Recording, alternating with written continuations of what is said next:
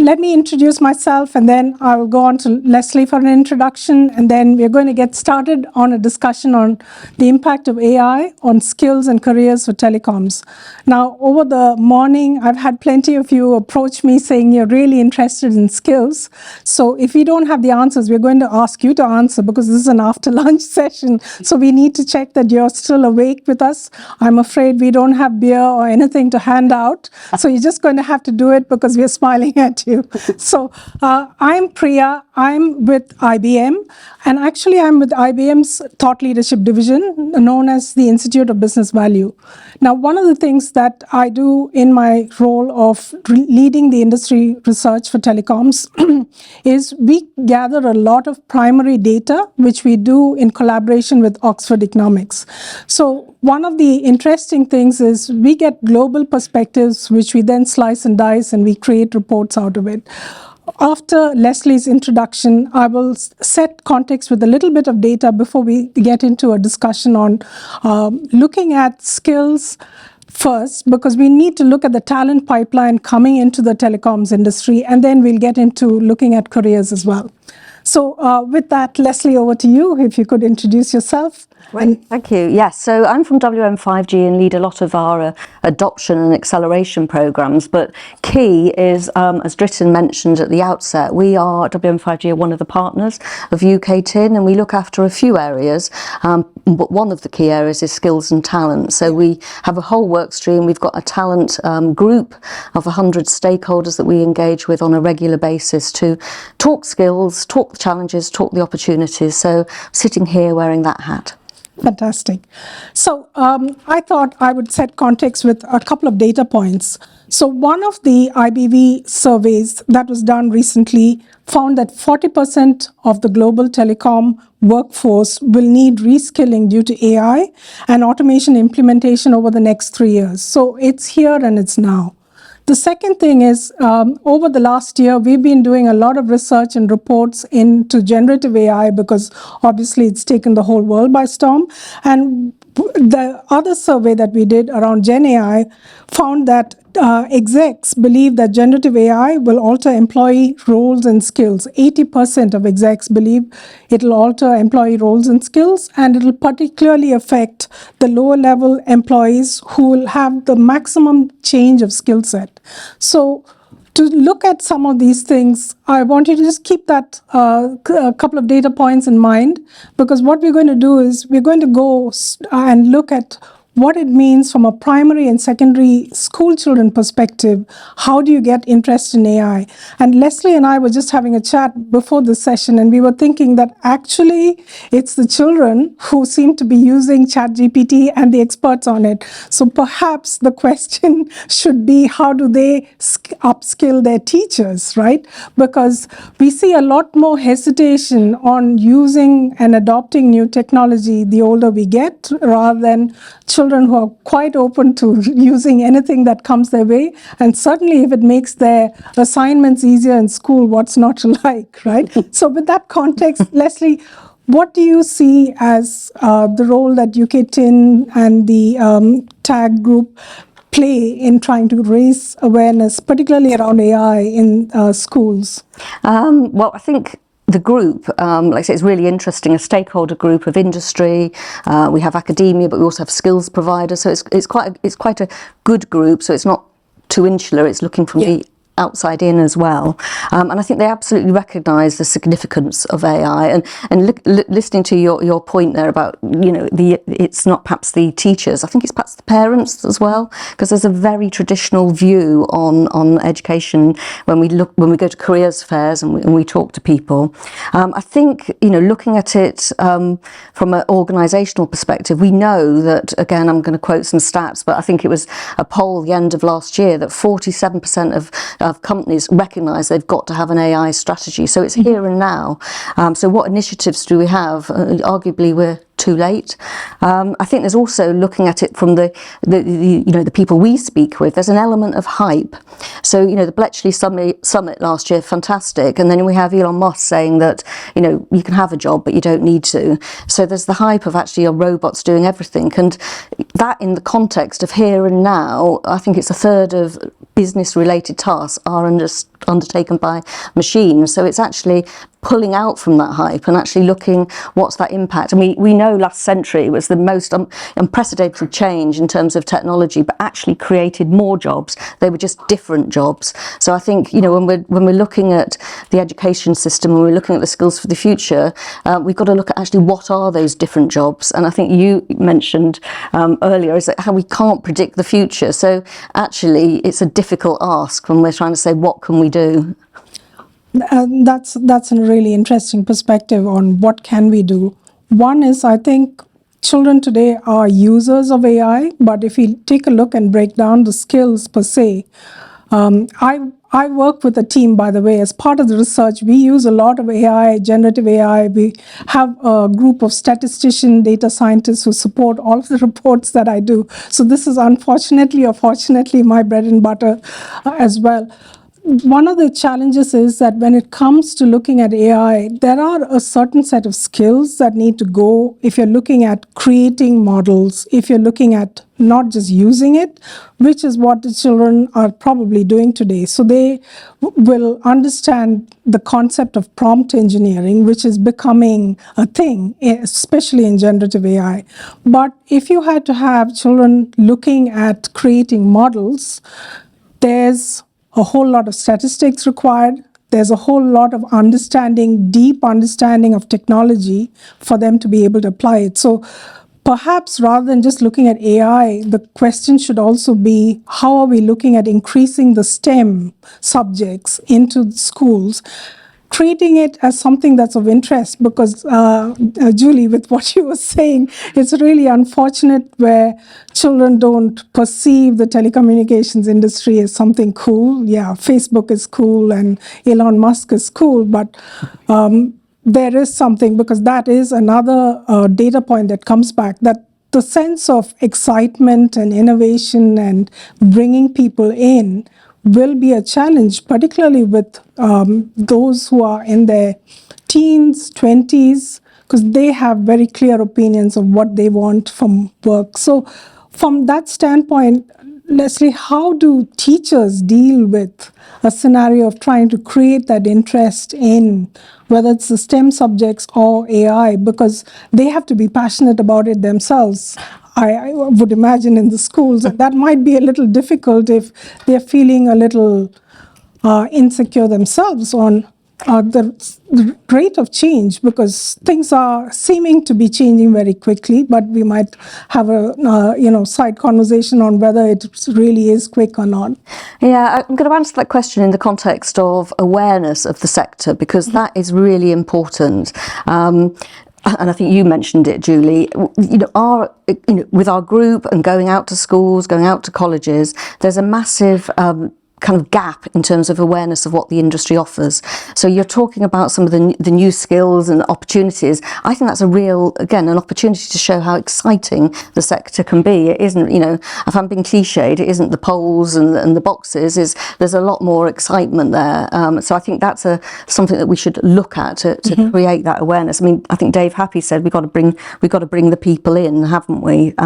So it's difficult. I think it's the art of the possible. It's that experimentation. It's that showing the opportunities that we kind of really need to hone in on. But we've got to hone in on the fact of what are the jobs for the future. Mm-hmm. Now, I think it's the World Economic Forum. They did a job survey last year, and we kind of know that AI is going to drive growth. It's been, it's kind of up there as one of the number one priorities.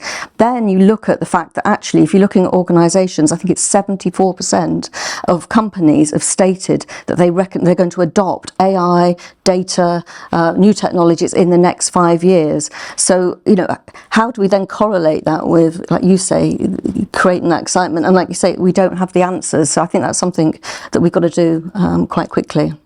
I think in some places, for sure, having telecom organizations going into schools, participating in these fairs is so important, and also getting people who are part of the younger crowd in these organizations going in to engage with, talking about what it is that they like, is potentially something that absolutely is required from the industry supporting and building up the pipeline. But from that standpoint then, Julie, I have a question about, are UK universities developing specialized AI courses for the telecom industry? So let's say when they come out of university, they have the skill set to do network optimization using AI, maybe customer service using AI. Are there specific courses that are being designed or already being run? I can't say that I know all universities in the whole of the UK or world, right? But on the whole, what I'm saying is, if you're looking at AI courses, they tend to live in usually electrical or computing departments and maths, right? Yeah. If you're talking about customer-oriented courses, even anything to do with digital customers, that tends to be in maybe a computer science department that has a more socio end, the human-computer interaction end, like say UCL or something, or it will be in a business school or something like that, or a school that's interested in that overlap. If you're talking about, for example, you mentioned routing and those kinds of things and optimization, that tends to be squarely in computing, maths, and maybe a little bit in electrical as well. So that's where we typically have them in the UK. Now in the US, we join electrical and computing up, right? But we don't have them. So they're all sitting there separate already. So there's already a starting point that's not going to meet so easily. Now, there's nothing stopping people doing interdisciplinary courses. Okay. And it's just incentivizing departments to run them. And there's a number of ways of doing that. So a lot of universities at the moment are looking at lifelong learning, for example. And a lot of the conversations around getting skills in always assumes it's all young people in, right? Instead of thinking, we might have a lot of nice brains already. And so the universities across the UK certainly, and way ahead of us in America, are looking at lifelong learning. And the lifelong learning is these courses to bring people in to upskill them. I think we need to look at those. But I think it'd be mad to do them in isolation. I think that's where the communities, the companies that are involved in this should get together to sort of specify what exactly you need. And you might find it's two different sets. You may be upskilling an AI person to understand comms, or you might be upskilling a comms person to understand AI. There's two sets, but never the twain. I have to say I've seen very few courses that do both. Okay. Yeah. So you talked about bringing in the community. So many of you may know IBM has been part of the AI landscape from the Dartmouth conference, which is seen as the birth of AI at the time. Since then, we've been doing a lot. One of the things we do is things like AI skills as part of our corporate social responsibility to try and upskill a diverse group. But also as part of it, folks like me, I do sessions. So last year I did a fun school session, which was a tale of three technologies: 5G, IoT, and AI. And why this could be relevant, because I was trying to drum up that interest in the school children. And part of it was trying to make it and look at it from their perspective. So, talking to them about their world being around robots, about, a different type of world. And I actually contrasted it with the world I grew up in, which was with tape cassettes and, that being my music. And so it was something where I think you do need the industry, the ecosystem coming in to drum up that interest, absolutely. Because if you can't express that interest and keenness and show the future employees what they could benefit from, I think there is a challenge that comes out from this. So that actually takes me then, sorry, did you have something? Well, I was just going to interject there, because actually I think what we've found is there's some absolutely excellent programs of industries, schools, college collaboration. We've seen it firsthand. However, I think it's fragmented and there's gaps. So I think it's an element of some of these brilliant initiatives. Actually, how do we ensure that it's actually UK wide and it's actually going to all schools and all colleges? So I think you're right, but I think there's a challenge there as well. And that's a really good point. How do you get to the masses? And part of it is also looking at where do these students spend their time? I think those of us in this room tend to think about career fairs and physical in-person things. My honest view is we should be following the target audience, which is onto TikTok, onto creating snappy videos that they can absorb in bite-sized pieces, which talks about this, that, and creates that interest. And that's quite much more scalable as well, because you could create a set of programs that can then, be rolled out and advertise it in schools perhaps and get things going. So I think that there's two things there. Schools and stuff is, well, it's all STEM. STEM's not easy to get people into. We're all having a go at that. But once we've got them in the front door, is making sure they get into this industry is not going to be as easy, because they do have other industries that are super attractive, that sell themselves as super interesting in terms of problems that are fantastically well paid. You will have a beanbag on a slide in your office. You will get free food. All these things, you'd be surprised how much that sells to them.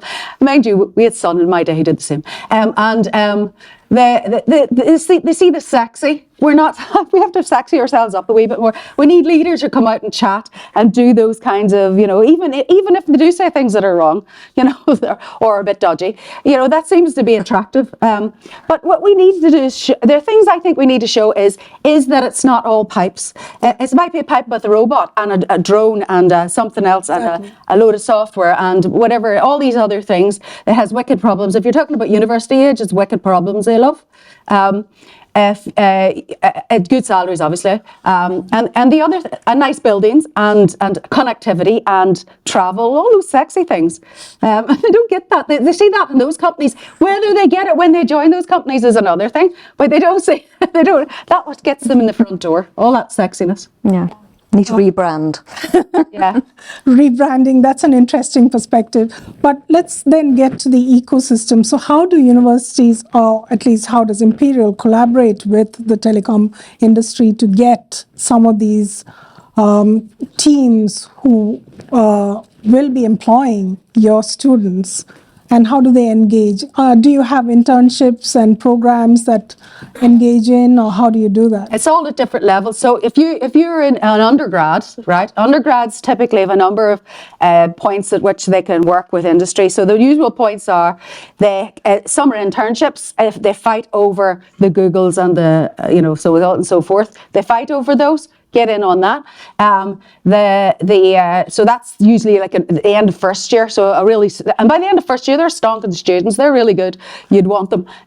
Then after that, you have other things like a lot of universities do placements, and if they're affiliated to the British Computer Society and so on, they'll have to have placements. So we have that. Then also engaging through, for example, being on the industrial committees. Being there, helping, that's where it forms the courses, so that you could say, well, there's not enough telecoms on that course, could you maybe, or say, I've got this juicy problem, would your final years like that as one of their example group projects? There's a way of doing that. Then up a level, then you've got your master's programs, which is similar to undergrads, and then beyond that, then you've got your PhDs, and that's where you can come in and look at co-creating PhD infrastructures through, for example, CDTs. So we've got the CDTs, the academics and yourselves come together and decide on, and this is where you force interdisciplinary doctoral training program, right? And then you can bring your wicked problems to it and it'll be worked on. And you can supply funding for a part-time PhD, where the other part is funded by, it will usually EPS or C. And then you full-on funding for research, and don't be afraid to do that. A lot of other companies put in a fair chunk of their money into research in the universities, and I would say telecoms is not as much. So don't be afraid, you get your tax back. So one of the questions that we had posed to us is how are telecom organizations attracting such skill sets into their organization? And there was a TM Forum survey that was done in 2022 that talked about the fact that the British respondees found that the industry overall is kind of dull. Very politely put. And so that is something that is a challenge, because I know that there is all of the conversation around telcos becoming techcos, but it is, to answer that point about the reason why those organizations seem to attract a lot of folks is because there is that sense of innovation. There is that culture of seeming to do cool things and fun things. But how do execs of these organizations look at it and seriously consider it? Because as you said, Julie, with a whole set of the workforce retiring over the next few years, there's going to be a skills gap that's going to get created. And this absolutely has to be part of fixing the problem. I know that in my conversations and interviews with execs, sometimes they think AI will solve the problem, but I'm not sure that, you can just assume that something out there is going to solve it. People will have to look at solving it together with the community, with the schools, with the universities to create a steady pipeline. I do want to say that, if that doesn't get done, we are going to find that as a country, we are just going to fall behind because other countries are certainly putting in a lot of investment into building up their AI skills. And this is a race. So from your standpoint, Julie, what would you have as a set of action items that we should all be doing together, you think? I think for summarising what we've heard today, saxing up, rebranding a wee bit to get it attractive, starting to engage a little bit more, not being afraid of being risky. So don't be afraid to bring your scary problems because we all love them. And you could engage all the way through from schools all the way up, for me anyway. Yeah, I think they're. And Leslie? I think it's interesting what you say about the convergence of skills, but actually that makes the problem worse because actually, like you say, there's other sectors that are way more sexy or whatever. But whatever you want to look at. So actually, I think it makes the problem harder. But I think there are opportunities, and I think also how do we do that? And it's filling the hopper as early as possible, so we can all talk about STEM, but how do you do that? And I think there's elements of doing it with role models and actually showing the fantastic projects. In other words, don't talk the technical language, talk actually this is the super projects we've worked on, this is what we've achieved, this is what we've done, because that's far more impactful than, I'm a whatever technician and and here's my job description and here's my qualifications. Talk the language of what you've achieved, what your projects there are. I think that's and role models at every level. So it's all great to see people that have, climbed the ladder and they've got fantastic jobs. But actually, how did they get there? And and it probably is quite can't say the word, circuitous. Yeah. And actually that makes it exciting because they can show the different elements of the sector. Those are the things that I think will play a part and help. That's fantastic, because I want to wrap up with one more data point.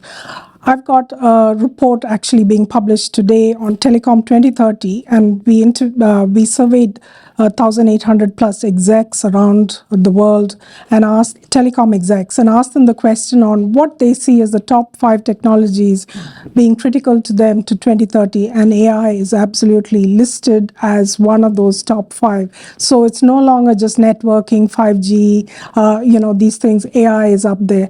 So I think as an community and industry, as employees as well, we have a role in upskilling and then showing the way to others. So thank you so much for your time. Really appreciated this discussion. Thank you.